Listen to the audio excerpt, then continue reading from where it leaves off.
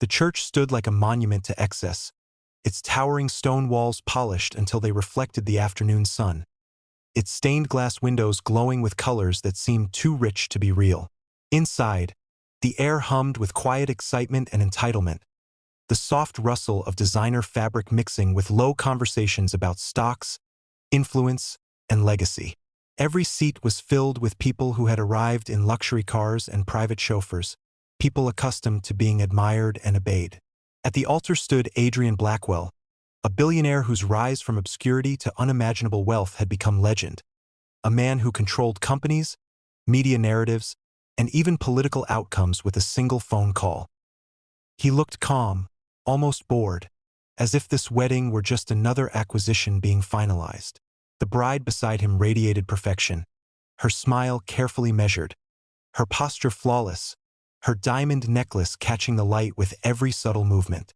Cameras were discreetly positioned, waiting to capture the moment that would soon flood social media and financial news alike, branding this union as the ultimate symbol of power and success. The priest adjusted his glasses, cleared his throat, and began to speak, his voice echoing gently through the vast space. Guests leaned forward, ready for the words that would seal the deal. Then, without warning, the massive doors at the back of the church creaked open, their heavy hinges groaning loudly enough to slice through the ceremony. A sharp draft of cold air rushed in, fluttering programs and veils, drawing every eye toward the entrance. Framed in the doorway stood a small, filthy girl, her thin body swallowed by an oversized, torn dress, her hair matted and wild as if it had never known a brush. Her bare feet were blackened with dirt, cracked and trembling against the pristine marble floor. For a split second, no one moved, as if their minds refused to process the intrusion of poverty into such a carefully curated world. Then the whispers began, sharp and offended. Who let her in? Is this a joke? Security shifted, faces tightening with annoyance. An usher hurried toward her, his forced smile barely masking his disgust, reaching out to escort her away as if she were a stain to be wiped clean. The girl recoiled, clutching the doorframe, her wide eyes darting across the sea of unfamiliar, judgmental faces until they locked onto Adrian. In that moment, everything else faded for her. Ignoring the usher's grip, she bolted forward, her small feet slapping against marble, the sound echoing like gunshots in the stunned silence. Gasps erupted as she ran straight down the aisle, past shocked guests who pulled their expensive clothes away from her as if dirt were contagious. Before anyone could stop her, she reached the altar and grabbed Adrian's sleeve with both hands, her fingers digging into the fine fabric as if it were the only solid thing left in the world. The bride recoiled, horror flashing across her face, while security surged forward, hands poised to drag the girl away. Adrian instinctively stepped back, his expression hardening, his instinct to control asserting itself. "This is unacceptable," he said sharply, his voice carrying authority that had ended countless meetings and careers. "Get her out of here." The girl shook her head violently, tears spilling down her cheeks, leaving clean streaks through the dirt on her face. "Please," she cried, her voice raw but unwavering. "You have to listen to me. Just 5 seconds." The words hung in the air, absurd and desperate. Laughter rippled nervously among some guests, while others watched with irritation, already imagining the headlines and inconvenience. Security tightened their grip on her arms, but something strange happened. Adrian hesitated. There was something in the way she looked at him, not with fear or awe, but with a kind of urgency that felt uncomfortably real. Her hands trembled, yet she did not let go.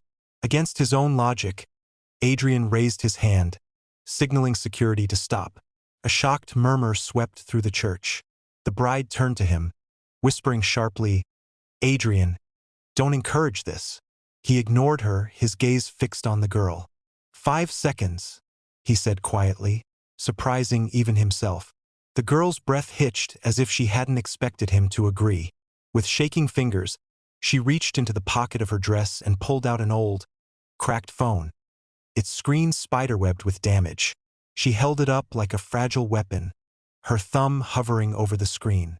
"After this," she whispered, her voice barely audible.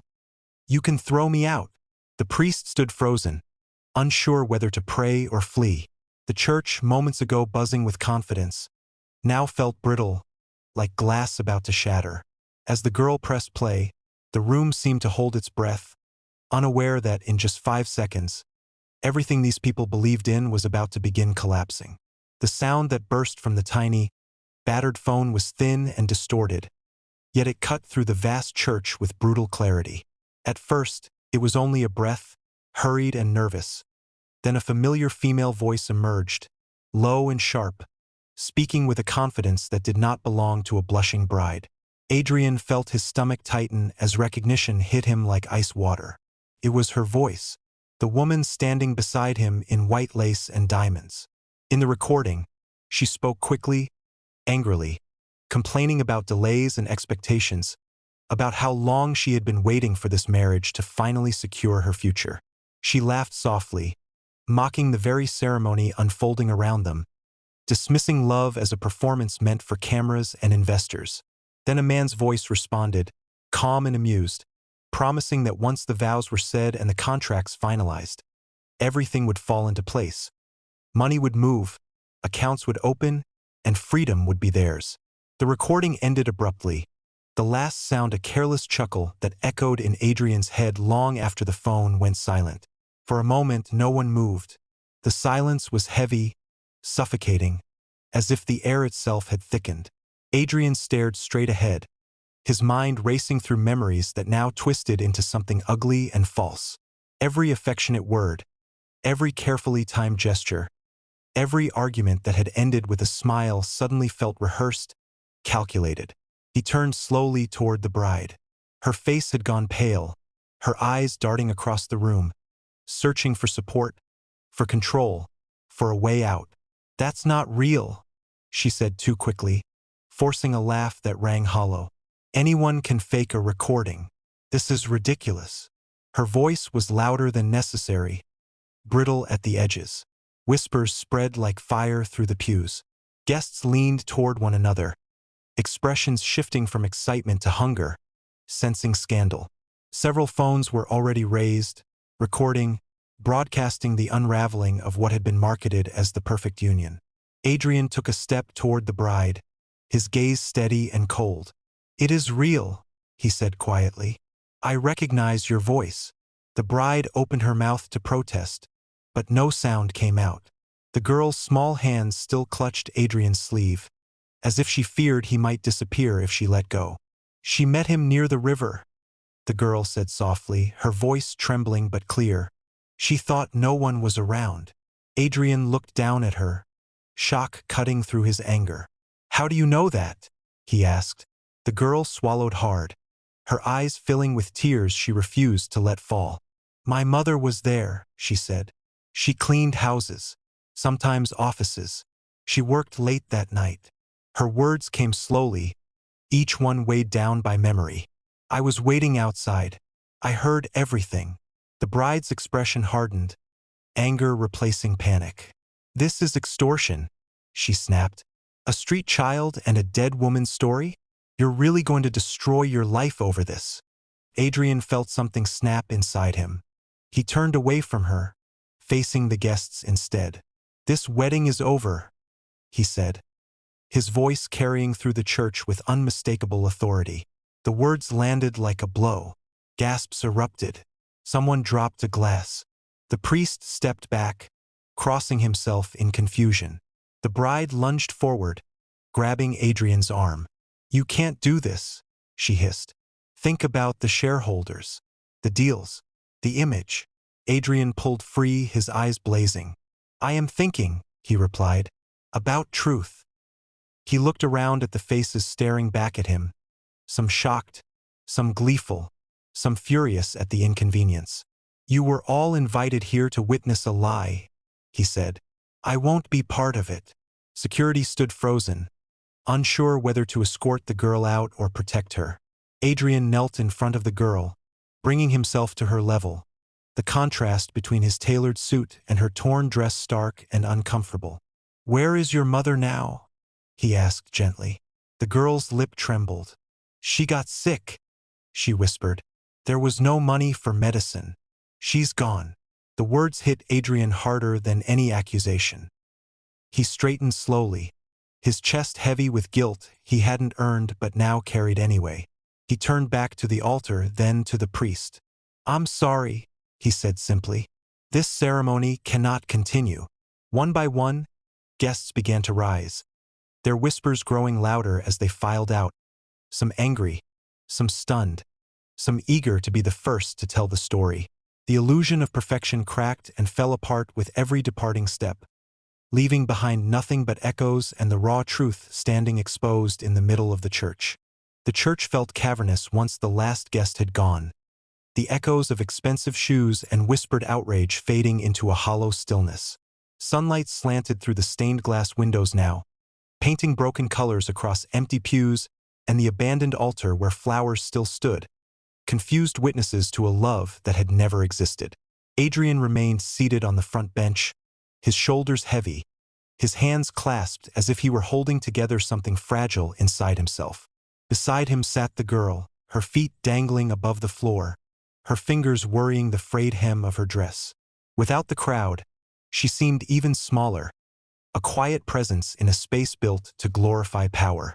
Outside, Adrian knew, cameras were multiplying, reporters circling like birds, already shaping the story into headlines and accusations.